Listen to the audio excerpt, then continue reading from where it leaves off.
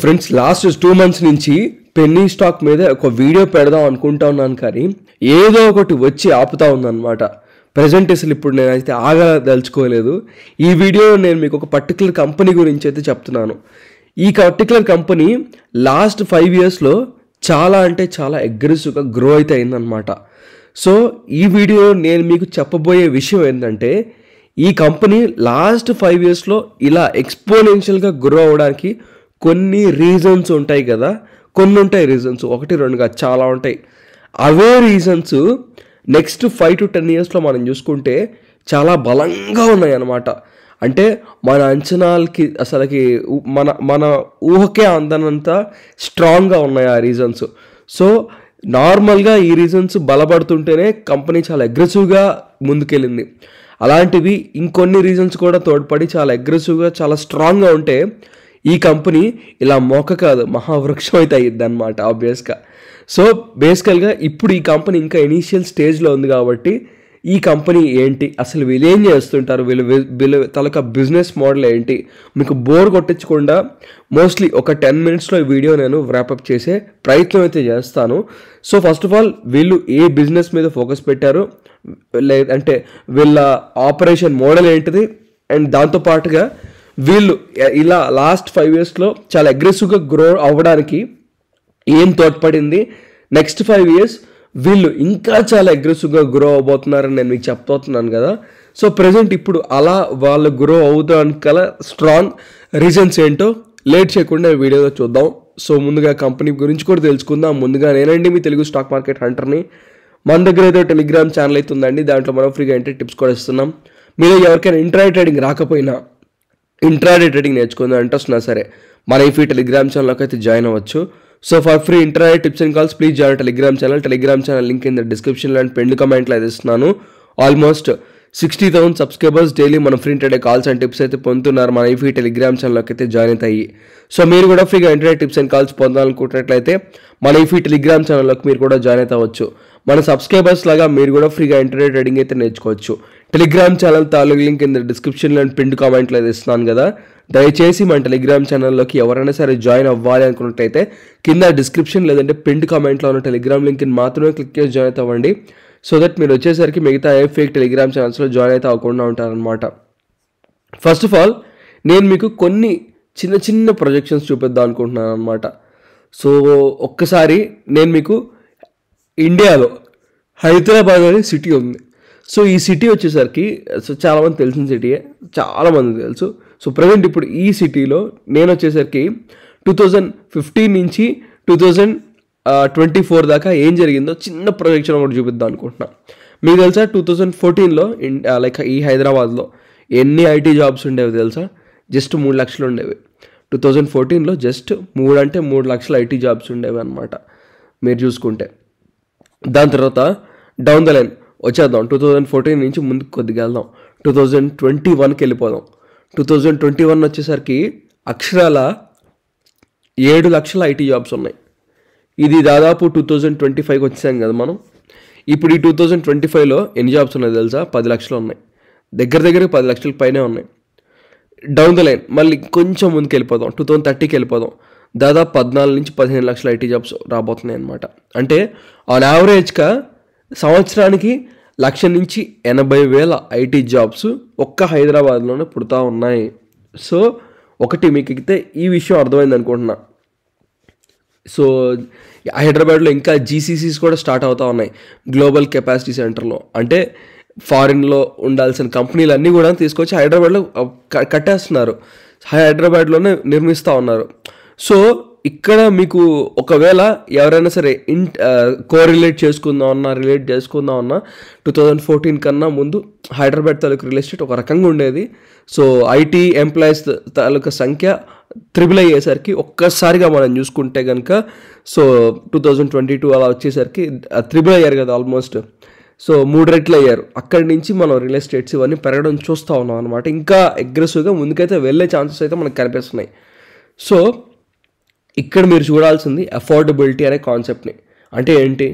So ఇప్పుడు ఒకప్పుడు బాగా ఖర్చు పెట్టే వాళ్ళందరూ నెక్స్ట్ అలా ఖర్చు పెట్టే వాళ్ళ సంఖ్య 3 ఇంతలు 4 ఇంతలు అవుతుంది, 5 ఇంతలు అవుతుంది.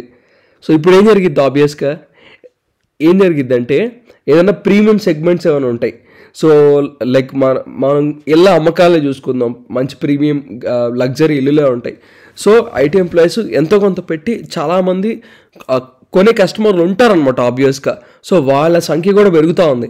ఇప్పుడు నేను మీకేం రియల్ ఎస్టేట్ కంపెనీల గురించి చెప్పట్లేదు, బట్ సింపుల్గా చెప్తున్నా, ఖర్చు పెట్టే వాళ్ళ సంఖ్య పెరుగుతూ ఉందన్నమాట. సో ఇప్పుడు మనం మన కంపెనీ దగ్గరికైతే వెళ్దాం.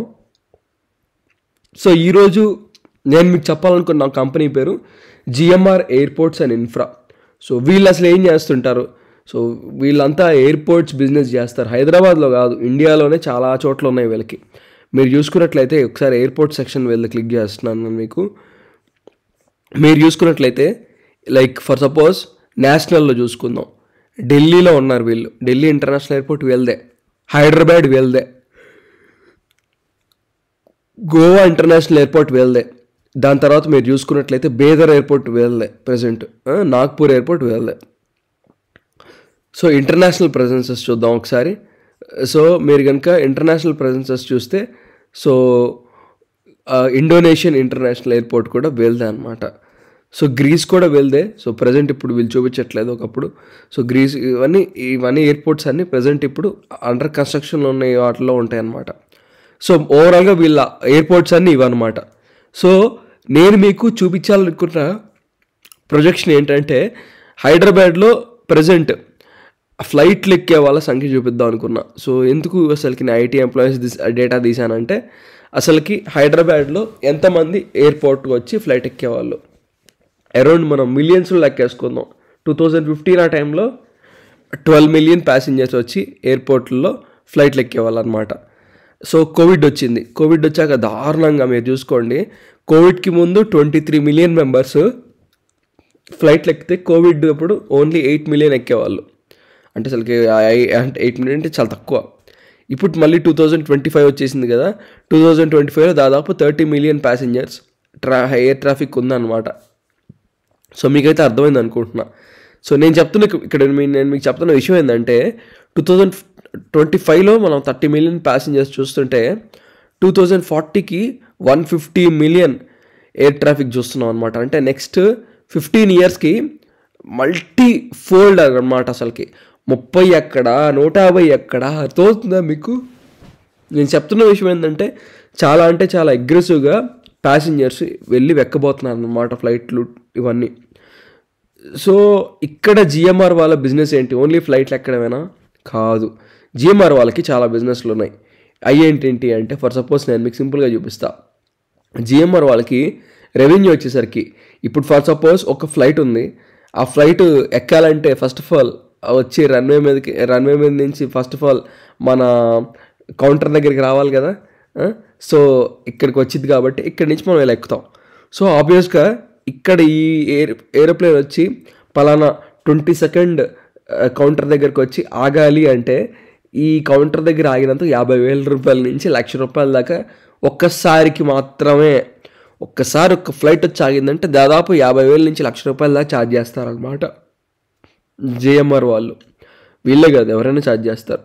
సరే, దాని తర్వాత ఫ్లైట్లు ఎక్కుతాం కదా, ఈ ప్యాసింజర్స్లో డొమెస్టిక్ ప్యాసింజర్స్ ఉంటారు, ఇంటర్నేషనల్ ప్యాసింజర్స్ ఉంటారు. డొమెస్టిక్ ప్యాసింజర్ అయితే ఒక 200-300 అని, ఇంటర్నేషనల్ ప్యాసింజర్ అయితే 400-500 అని ఛార్జెస్ చేస్తారనమాట జిఎంఆర్ వాళ్ళు. సో మీరు నెక్స్ట్ టైం ఒక ఫ్లైట్ టికెట్ బుక్ చేస్తుంటే ఆ ఫ్లైట్ టికెట్లో బుక్ చేసేటప్పుడు దాంట్లో ఎంతో కొంత కమిషను జిఎంఆర్ వాళ్ళకి వెళ్ళిపోయిద్దని గుర్తుపెట్టుకోండి. తర్వాత అన్నిటికన్నా బెస్ట్ బిజినెస్, అందరికీ చాలా చిన్న బిజినెస్ అనుకుంటారు కానీ డ్యూటీ ఫ్రీ కూడా చాలా పెద్ద బిజినెసేనండి. సింపుల్గా వెళ్ళి ఒక 2,000 రూపాయల మందు బాటిల్ ఎవరన్నా పోనీ 1,000 రూపాయల మందు బాటిల్ కొంటే తక్కువ 200-300 రూపీస్ కమిషన్ వెళ్ళిపోయిద్ది అనమాట వాళ్ళకి.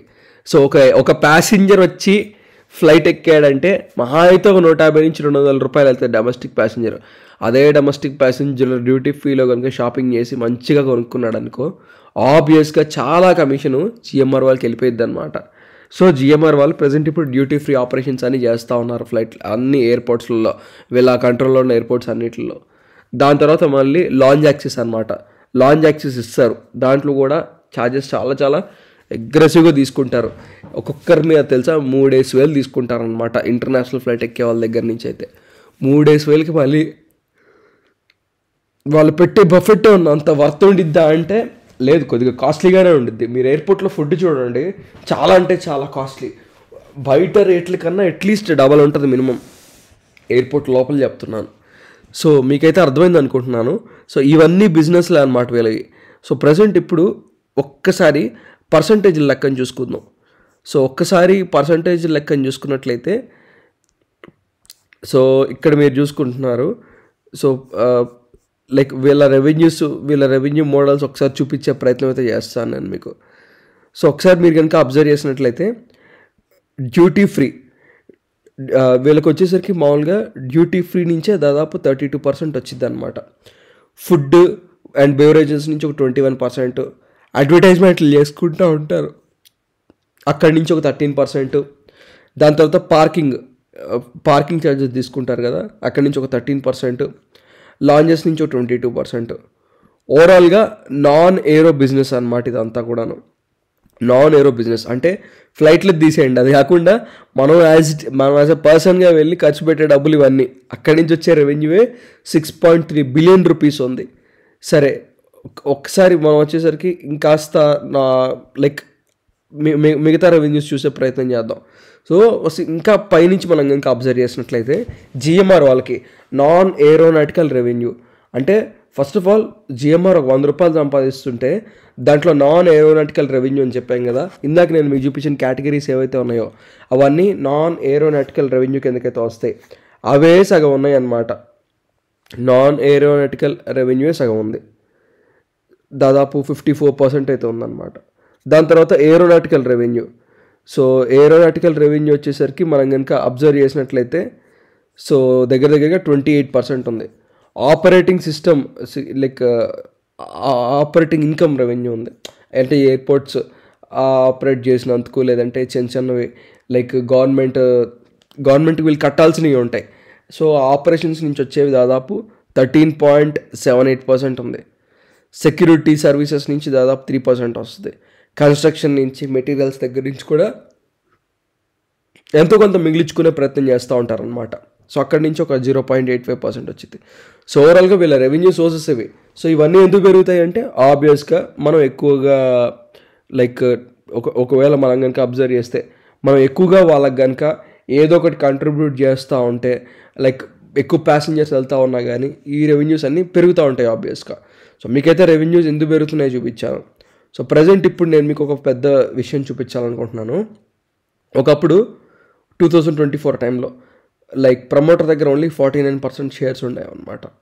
ప్రమోటర్ దగ్గర ఇప్పుడు 66% ఉంది. ప్రమోటర్ ఏం చేస్తున్నాడంటే ఫస్ట్ ఆఫ్ ఆల్ ఒకప్పుడు పబ్లిక్ దగ్గర 23% షేర్స్ ఉంటే అవన్నీ లాగేసుకొని ఇప్పుడు పబ్లిక్ దగ్గర ఓన్లీ 11% ఉండేటట్టు చేశాడు. అలాగే ఎఫ్ఐస్ దగ్గర నుంచి కూడా లాగేసుకున్నాడు. ప్రమోటర్ ఈ షేర్స్ అన్ని ఎందుకు తీసుకున్నాడు అంటే ఫర్ ఆబ్వియస్ రీజన్స్. ప్రమోటర్ తెలుసు కంపెనీ గ్రో అవుతుంది, కంపెనీ ముందుకు వెళ్తుందని, అందుకని కంపెనీ తాలూకా షేర్లు పెరుగుతాయని ఆబ్వియస్గా తెలుసు కాబట్టి, రెవెన్యూస్ పెరుగుతున్నాయని తెలుసు కాబట్టి కంపెనీ షేర్లు అన్నింటినీ కూడాను ప్రమోటర్ తీసేసుకొని మంచి రేటుకి అమ్ముదామని ప్రజెంట్ ఇప్పుడు తక్కువ రేటు కొన్నాయి కాబట్టి ప్రమోటరే కొనుక్కున్నాడు అనమాట. సో రెవెన్యూస్ చూసినా సరే మీకు అర్థమవుతుంది. సో ఇప్పుడు ఈ పర్టికులర్ సెప్టెంబర్ 2025 ఎక్స్పోనెన్షియల్గా గ్రో అయింది. నెక్స్ట్ క్వార్టర్ ఇంత ఎక్స్పోనెన్షియల్గా గ్రో అవుతుందని నేను అనుకోను, ఇంత ఎక్స్పెక్ట్ చేయను. బట్ నేను సమ్వేర్ అరౌండ్ 500 crores-కి 600 crores-కి ఆ లెవెల్లో నేను రెవెన్యూస్ అయితే ఎక్స్పెక్ట్ చేస్తున్నాను. ఇది సెప్టెంబర్లో మాత్రం అబ్నార్మల్గా వచ్చింది. బట్ నేను చెప్తున్న విషయం ఏంటంటే మిగతా మార్చ్ జూన్లో క్వార్టర్స్లో ఎలా వచ్చిందో అలా ఏమన్నా లైక్ చేస్తుంది, లైక్ ఆ విధంగా ఆ రేంజ్లో ఏమైనా ఉంటుందో అని అయితే నేనైతే ఎక్స్పెక్ట్ చేస్తున్నాను అనమాట. బట్ ఇది ఒక ఫ్యూచరిస్టిక్ బిజినెస్. ఈ బిజినెస్ ఫ్యూచర్లో తోడ్పడడానికి, ముందుకెళ్ళడానికి ఏ కారణాలు ఉన్నాయో మీకైతే చూపించాను. ఓన్లీ ఐటీ ఎంప్లాయీసే కాదు, మిగతా శాలరీస్ కూడా బాగానే పెరుగుతున్నాయి. ఇంతకుముందు మన చిన్నప్పుడు లైక్ మేబీ ఒక 20 years బ్యాక్ మనం కనుక అబ్జర్వ్ చేస్తే ఫ్లైట్ అనేది అంత కామన్గా ఎక్కేవాళ్ళు కాదు కదా. మహా అయితే బస్సు ఎక్కేవాళ్ళం, లేదంటే మనం చూసుకుంటే ట్రైన్లు ఎక్కేవాళ్ళం. ఇప్పుడు అంతే కామన్గా ఫ్లైట్లు కూడా ఎక్కుతున్నారు. ఈ బిజినెస్ ఇంకా చాలా ఎక్కువ భూమి అయితే అయ్యిద్ది. ఇలాంటి డెవలపింగ్ కంట్రీస్లో ఇంకా ఫాస్ట్గా ముందుకైతే వెళ్ళిద్ది. మీకైతే క్లారిటీ వచ్చింది అనుకుంటున్నాను. ఈ వీడియో మీకు నచ్చిందా? తప్పకుండా ఇన్ఫర్మేటివ్గా అనిపిస్తుంటే ఒక్క లైక్ అయితే వేసి మమ్మల్ని మా టీంని ఎంకరేజ్ చేయాలి. సో ఇలాంటి మంచి మరిన్ని కంపెనీస్ మిగతా సెక్టార్స్లో ఒక్కొక్కటి ఉంటాయి. వాటి గురించి నేను మీకు ముందుగానే తీసుకొచ్చి మీ ముందుకైతే పెడతాను. సో వీడియో కావాలనుకున్న వాళ్ళు వాటి మీద ఈ వీడియోకి నేను మీకు ఇస్తున్న టార్గెట్ కేవలం 1000 లైక్స్. 1000 లైక్స్ పడిన వెంటనే ప్రతి వారం ఖచ్చితంగా ఇలాంటి మంచి స్కోప్ ఉన్న కంపెనీ, ఫ్యూచరిస్టిక్ బిజినెస్ మీద పనిచేస్తున్న కంపెనీలు ఏవైతే ఉన్నాయో అలాంటివి ఏదో ఒకటి తెచ్చి మీ ముందు పెడతా ఉంటాను అనమాట. సో అలా వీడియోస్ కావాలనుకుంటే ఈ వీడియోకి తప్పకుండా 1000 లైక్స్ అయితే వేసి మమ్మల్ని మా టీంని ఎంకరేజ్ చేస్తారనుకుంటున్నాను. ఈ లోపల మీ పోర్ట్ఫోలియో ఏదైనా షేర్ ఉందా, దాన్ని మీరు బై చేద్దాం అనుకుంటున్నారా, సెల్ చేద్దాం అనుకుంటున్నారా, పోనీ యావరేజ్ చేద్దాం అనుకుంటున్నారా? కింద కామెంట్ సెక్షన్లో మీ షేర్ యొక్క యావరేజ్ ప్రైస్ కనుక వేసి కామెంట్ చేసినట్లయితే మీ కామెంట్స్ అన్నిటికీ రిప్లైస్ ఇస్తున్నాను. లాస్ట్ 1 వీక్ దాదాపు 1000 కన్నా ఎక్కువ కామెంట్స్కి రిప్లైస్ ఇచ్చాను. ఈ వీక్ కూడా ప్రతి ఒక్క కామెంట్కి రిప్లై ఇస్తాను. అలా కాకుండా మీ పోర్ట్ఫోలియో స్టాక్ ఉంది దాని గురించి మీరు నాతో డెడికేటెడ్గా వీడియో పెట్టిద్దాం అనుకున్నా సరే కింద కామెంట్ సెక్షన్లో ఆ స్టాక్ యొక్క పేరు మెన్షన్ చేయొచ్చు. ఎక్కువగా ఎవరైతే స్టాక్ గురించి ప్రస్తావిస్తారో తప్పకుండా స్టాక్ గురించి ఒక డెడికేటెడ్ వీడియో చేసే ప్రయత్నం అయితే చేస్తాను. సో ఫ్రెండ్స్, వన్స్ అగైన్ నేనండి మీ తెలుగు స్టాక్ మార్కెట్ హంటర్ని. ఉంటానా అండి. థ్యాంక్ యూ అండి.